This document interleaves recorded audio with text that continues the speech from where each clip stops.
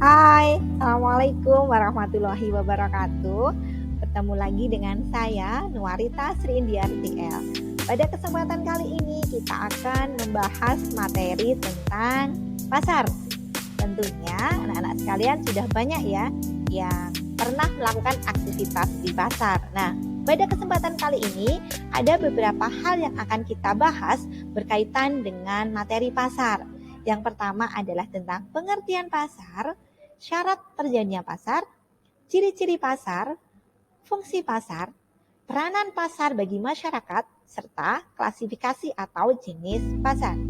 Nah, untuk kesempatan yang pertama, ya, hari ini kita akan membahas dulu tentang pengertian pasar. Ada beberapa pendapat dari para ahli. Yang pertama adalah menurut William J. Stanton, di mana makna dari pasar adalah kumpulan dari masyarakat yang bertujuan untuk mendapatkan rasa puas, di mana kepuasan itu berasal dari penggunaan uang untuk ditukar dengan barang yang mereka inginkan. Yang selanjutnya adalah menurut Shimamura, di mana pengertian pasar adalah kelompok masyarakat dengan kebutuhan dan keinginannya untuk memiliki atau membeli barang tertentu. Bukan hanya itu, mereka juga punya kemampuan daya beli terhadap produk tersebut. Dan kemampuan tukar-menukar barang dengan alat pembayaran pun ada di dalam pasar. Yang selanjutnya adalah menurut Butler dan Armstrong, pasar adalah pertemuan antara para pembeli yang potensial dan juga penjual yang menawarkan produk atau jasa. Kemudian adalah menurut Henry Ma'ruf, pasar merupakan ruang para penjual dan pembeli untuk bertemu. Di sana ada permintaan dan penawaran antara penjual dan pembeli, dan kemudian juga terjadi transaksi jual dan beli. Nah, dari beberapa pendapat para ahli tersebut, dapat ditarik kesimpulan bahwa pasar adalah tempat berlangsungnya transaksi permintaan dan penawaran atas barang dan jasa yang diperdagangkan dengan alat tukar yang sah. Nah, selain itu menurut Kamus Bahasa Indonesia, pasar merupakan tempat bertemunya penjual dan pembeli. Maka dari itu, pasar bisa berada di mana saja, tidak terbatas ruang dan tidak terbatas waktu. Dari beberapa pengertian pasar yang ada yang sudah kita bahas tadi, kemudian tentang syarat terjadinya pasar. Apa saja yang menyebabkan terjadinya pasar? Nah, yang pertama adalah adanya penjual dan pembeli. Yang kedua, adanya barang dan jasa yang diperjualbelikan. Yang ketiga, adanya interaksi antara penjual dan pembeli, di mana terjadi transaksi jual beli. Adanya media atau tempat untuk interaksi penjual dan pembeli. Adanya kesepakatan yang terjadi antara kedua belah pihak. Ada terjadi transaksi jual beli. Selanjutnya adalah tentang ciri-ciri pasar. Setelah tadi kita membahas tentang syarat terjadinya pasar. Ada beberapa ciri-ciri pasar. Yang pertama adalah terdapat calon pembeli dan penjual. Yang kedua, terdapat jasa atau barang yang akan diperjualbelikan. Yang ketiga, terdapat proses permintaan dan penawaran oleh kedua belah pihak, yaitu penjual dan pembeli. Selanjutnya adalah terdapat interaksi di antara pembeli dan penjual, baik itu secara langsung maupun tidak langsung. Nah, selanjutnya adalah fungsi pasar. Yang pertama adalah pasar sebagai sarana distribusi, di mana di sini distribusi yaitu menyalurkan barang dan jasa dari siapa? Dari produsen ke konsumen. Nah, di sini produksi dikatakan baik apabila proses penyaluran barang dari produsen ke konsumen itu berlangsung secara lancar atau dengan baik.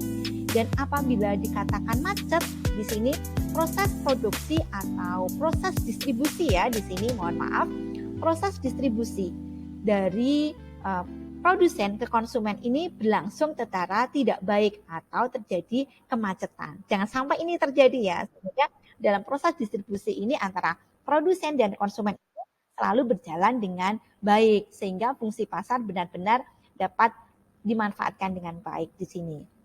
Yang kedua adalah pasar sebagai pembentuk harga, di mana di sini setelah ada pertemuan antara penjual dan pembeli, Di pasar tersebut penjual menawarkan barang atau jasa kepada pembeli dan kemudian pembeli ini membutuhkan barang atau jasa yang ditawarkan oleh penjual. Nah, di sini terjadi transaksi tawar-menawar antara kedua belah pihak dan akhirnya terbentuklah harga. Dengan demikian, pasar berfungsi sebagai pembentuk harga, di mana harga yang telah menjadi kesepakatan tersebut tentunya telah diperhitungkan oleh penjual. Penjual bisa mendapatkan keuntungan dan pembeli juga dari uang yang diberikan tadi sesuai dengan keadaan keuangan mereka. Nah, selanjutnya adalah fungsi pasar di sini sebagai sarana promosi. Nah, di sini pasar sebagai sarana promosi artinya pasar menjadi tempat memperkenalkan dan menginformasikan suatu barang atau jasa tentang manfaat dan keunggulan pada konsumen. Di mana promosi ini dimaksudkan juga adalah untuk menarik minat pembeli terhadap barang atau jasa yang diperkenalkan. Promosi dapat dilakukan dengan berbagai cara, antara lain memasang spanduk, menyebarkan brosur, pameran, dan sebagainya. Nah, dari banyaknya cara promosi yang dilakukan oleh produsen, maka bisa membuat konsumen lebih selektif dalam memilih barang yang akan dibeli. Biasanya, produsen yang menawarkan barang dengan harga murah dan kualitasnya bagus, tentunya ini yang akan menjadi pilihan bagi konsumen. Jadi konsumen di sini juga selektif ya di dalam memilih, tidak hanya harga yang murah saja, tapi juga dengan adanya kualitas barang yang bagus. Selanjutnya adalah fungsi pasar sebagai sarana penyerap tenaga kerja. Nah, di sini selain ada penjual dan pembeli, di pasar ini juga terdapat pekerjaan lain yang bisa dimanfaatkan oleh orang mencari kerja. Contohnya adalah kuli panggul, ada tukang parkir, tukang ojek, tukang becak, kemudian petugas kebersihan, tukang sampah. Nah, ya, inilah yang dimaksudkan di mana pasar berfungsi sebagai penyerap tenaga kerja. Misalnya adalah fungsi pasar sebagai penyedia barang dan jasa guna masa mendatang. Nah, di sini pasar memiliki peran sebagai fasilitator, ya, sebagai fasilitator guna mengelola tabungan dan investasi. Nah, investasi tersebut berfungsi untuk menyediakan barang serta jasa yang dibutuhkan pada masa yang akan datang. Tabungan dan investasi tersebut akan berinteraksi di pasar. Pasar yang berfungsi untuk memfasilitasi investasi dan tabungan adalah pasar modal. Jadi di sini yang memfasilitasi adalah pasar modal, di mana investor akan mencari pihak-pihak yang mempunyai tabungan untuk keperluan investasinya, serta penabung juga mencari pihak yang membutuhkan modal. Jadi kedua belah pihak tersebut dapat bertemu di pasar modal. Selanjutnya adalah peranan pasar bagi produsen, di mana pasar mempunyai peranan yang sangat penting bagi produsen, yaitu membantu memperlancar penjualan hasil produksi dan dapat pula digunakan sebagai tempat untuk mempromosikan atau memperkenalkan barang dan jasa hasil produksi. Selain itu, produsen juga dapat memperoleh barang atau jasa yang akan digunakan untuk keperluan proses produksi. Nah, selanjutnya adalah peranan bagi konsumen, di mana yang di sini adalah sangat berperan sekali ya. Banyak konsumen yang membutuhkan dari fungsi pasar ini, di mana pasar mempunyai peranan yang sangat penting bagi konsumen karena konsumen mudah untuk memperoleh barang dan jasa yang dibutuhkan.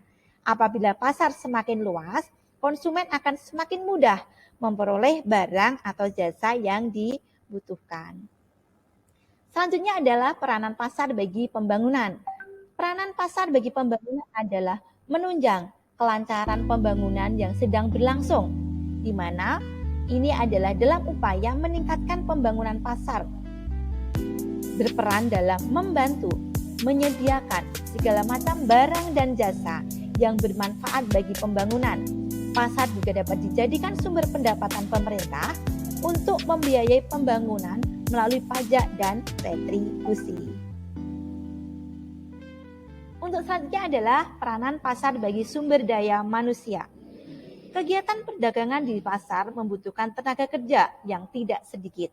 Semakin luas suatu pasar, semakin besar tenaga kerja yang dibutuhkan.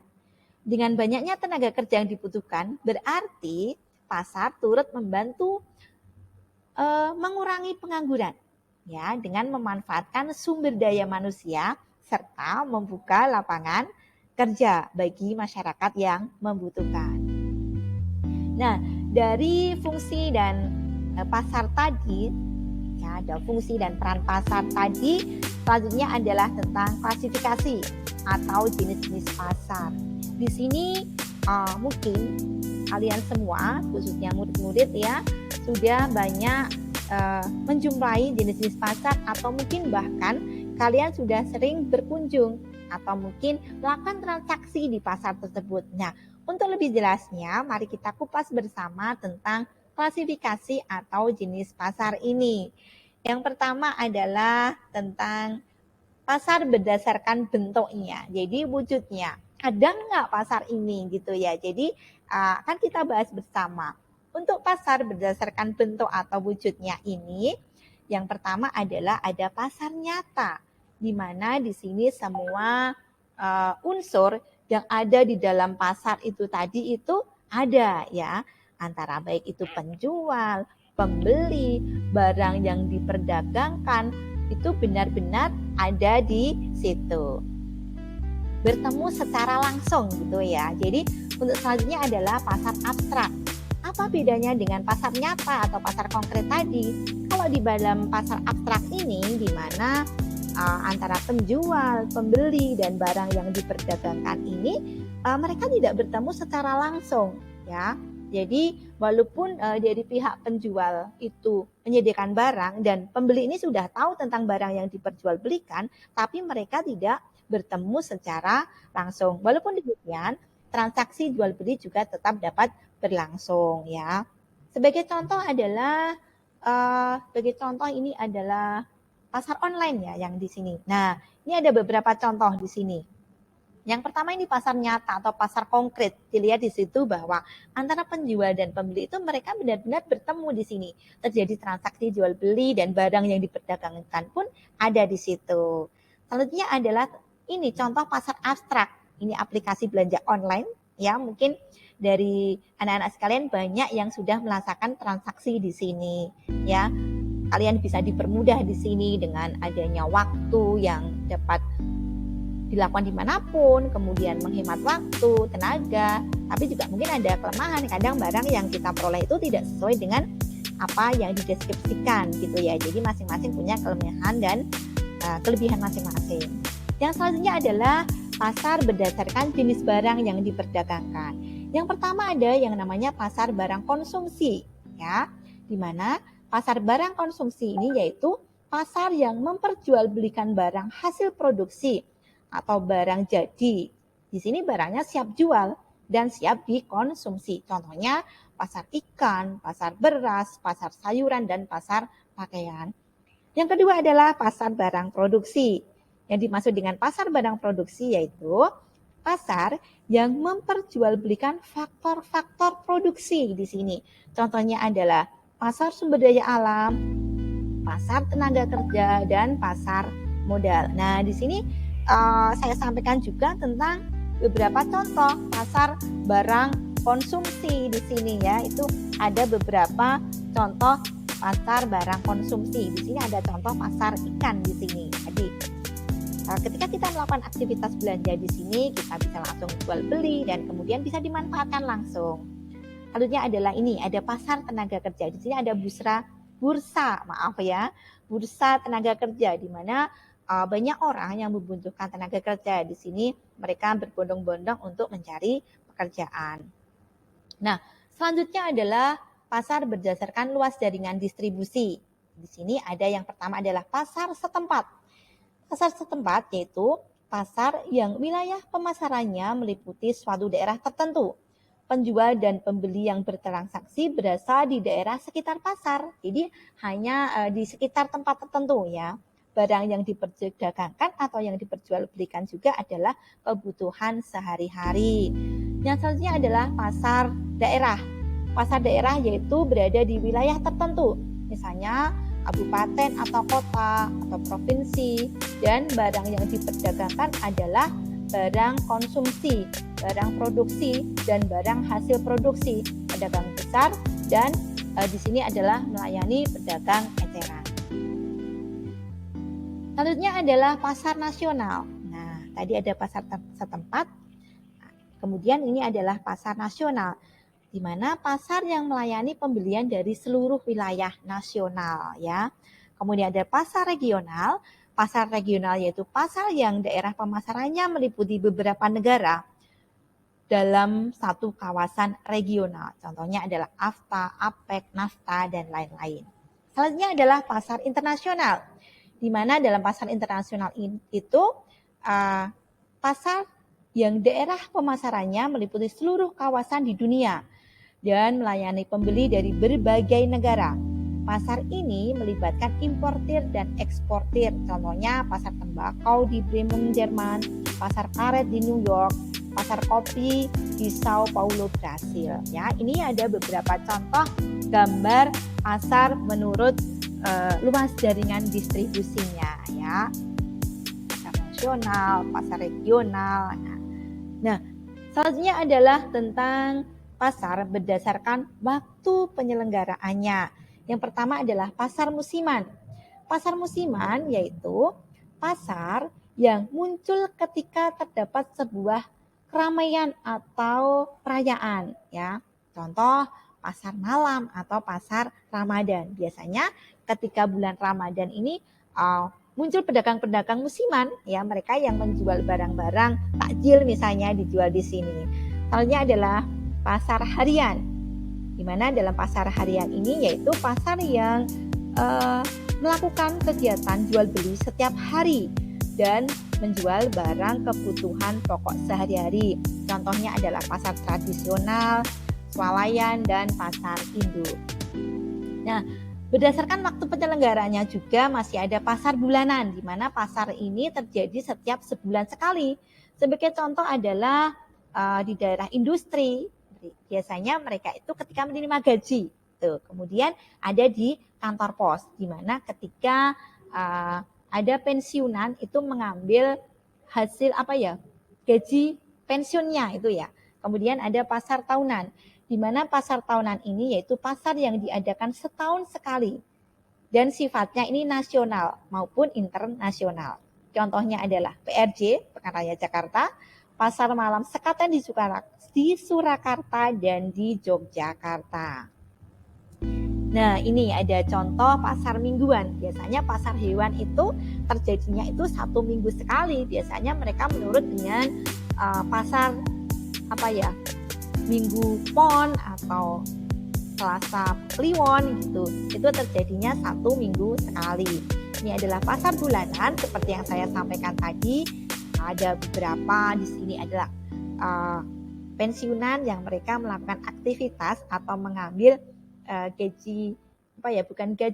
pesangon mereka ketika pensiun itu di kantor pos. Siapa penjual dan pembelinya? Penjualnya adalah pegawai taspen atau pegawai kantor pos, dan pembelinya adalah mereka bapak ibu yang sudah purna atau yang sudah pensiun yang melakukan transaksi di kantor pos. Nah, ini adalah pasar tahunan, pasar Sekaten di Surakarta maupun di Yogyakarta. Untuk selanjutnya adalah berdasarkan cara transaksinya. Ya, bagaimana pembedaan jenis pasar berdasarkan cara transaksinya? Nah, yang pertama adalah pasar tradisional, di mana dalam pasar tradisional ini adalah pasar yang bersifat tradisional, di mana para penjual dan pembeli dapat mengadakan tawar-menawar secara langsung. Dan barang-barang yang diperjualbelikan adalah barang yang berupa kebutuhan pokok. Biasanya ada di daerah ya untuk pasar tradisional ini. Yang selanjutnya adalah pasar modern, di mana dalam pasar modern adalah pasar yang bersifat modern, di mana barang yang diperjualbelikan dengan harga pas dengan layanan sendiri. Jadi di mana di sini tidak ada pelayanan. Para pembeli itu bisa mengambil barang yang dibutuhkan mereka sendiri dan harga sudah tertera di situ. Tidak ada istilahnya tawar-menawar lagi. Ini adalah terjadi di mall, plaza, dan tempat-tempat modern lainnya. Ini adalah contoh pasar tradisional ya. Ini menjual berbagai jenis barang kebutuhan pokok sehari-hari ada di sini. Ini adalah contoh dari pasar modern. Nah, sekarang berdasarkan organisasinya atau strukturnya. Jadi berbagai jenis pasar tadi mulai dari waktunya, kemudian bagaimana cara transaksinya, itu yang terakhir adalah tentang berdasarkan organisasi atau strukturnya. Yang pertama adalah tentang pasar persaingan sempurna atau perfect competition market, yaitu pasar yang di dalamnya terdapat banyak pembeli dan penjual yang sama-sama mengetahui keadaan pasar. Nah, di sini berarti persaingan sempurna ya. Di sini barang yang diperdagangkan itu adalah barang yang homogen. Nah, barang yang homogen itu berarti barang yang bagaimana? Barang yang diperdagangkan adalah barang-barang yang sejenis. Nah, saya sampaikan juga tentang ciri-ciri pasar persaingan sempurna. Ada beberapa ciri-ciri pasar persaingan yang sempurna. Yang pertama adalah banyak penjual dan pembeli. Kemudian, barang yang diperjualbelikan sejenis. Seperti yang saya sampaikan tadi, barang yang dijual-belikan adalah sejenis atau homogen. Dan penjual maupun pembeli memiliki informasi yang lengkap tentang pasar. Dan harga ditentukan oleh pasar. Dan semua faktor produksi bebas masuk dan keluar pasar. Selanjutnya adalah tidak ada campur tangan pemerintah. Nah, sebagai contoh dari pasar persaingan sempurna ini adalah pasar hasil-hasil pertanian. Bisa itu beras ataupun bentuk hasil pertanian lainnya. Nah, untuk selanjutnya adalah pasar persaingan tidak sempurna. Imperfectly competition market. Pasar persaingan tidak sempurna, yaitu pasar yang memiliki ketidakseimbangan antara jumlah penjual dan pembeli. Di mana ciri-ciri pasar persaingan tidak sempurna ini adalah barang yang diperjualbelikan itu heterogen, penjual sulit memasuki pasar, serta pembeli memiliki pengetahuan yang terbatas tentang pasar. Nah, ini adalah contoh dari pasar persaingan sempurna yang saya sebutkan tadi, yaitu hasil pertanian ya. Dari beberapa yang saya sampaikan tadi, mulai dari ada yang kita bahas tadi banyak sekali hari ini, ada tentang pengertian pasar, kemudian ada juga tentang cara terjadinya pasar, ada ciri-ciri pasar, fungsi pasar, peranan pasar, serta klasifikasi jenis-jenis pasar. Nah, dari beberapa yang kita bahas kali ini, yang paling terpenting adalah dalam pasar tersebut adalah adanya transaksi. Dapat disimpulkan ya, jadi dari hal yang sudah saya sampaikan tadi dari awal, mulai dari pengertian pasar, cara terjadinya pasar, ciri pasar, fungsi pasar, peranan pasar, dan klasifikasi atau jenis pasar, dapat kita tarik kesimpulan atau dapat kita ambil kesimpulan bersama bahwa dalam pasar ini pihak yang paling berperan adalah ada penjual, pembeli, serta barang yang diperjualbelikan. Nah, dari 3 pihak atau yang harus ada di dalam pasar ini, yang kemudian ada yang namanya adalah transaksi jual beli antara pihak penjual dan pihak pembeli, yang kemudian terjadi yang namanya tadi adalah kesepakatan harga. Nah, dari kesepakatan itu kemudian terjadi transaksi jual beli, baik itu dilakukan secara langsung maupun tidak langsung. Nah, dari apa yang sudah saya sampaikan ini tadi, mungkin ada banyak yang masih kurang. Nanti di lain kesempatan akan kita bahas bersama materi lain atau mungkin masih seputar tentang materi pasar ataupun materi lain yang dapat menambah wawasan dan pengetahuan kita bersama untuk dapat kita bahas dan kita simpulkan bersama. Ya, terima kasih sebelumnya. Mohon maaf atas segala kekurangan. Terima kasih atas perhatiannya. Selamat belajar. Semoga sukses selalu. Wassalamualaikum warahmatullahi wabarakatuh.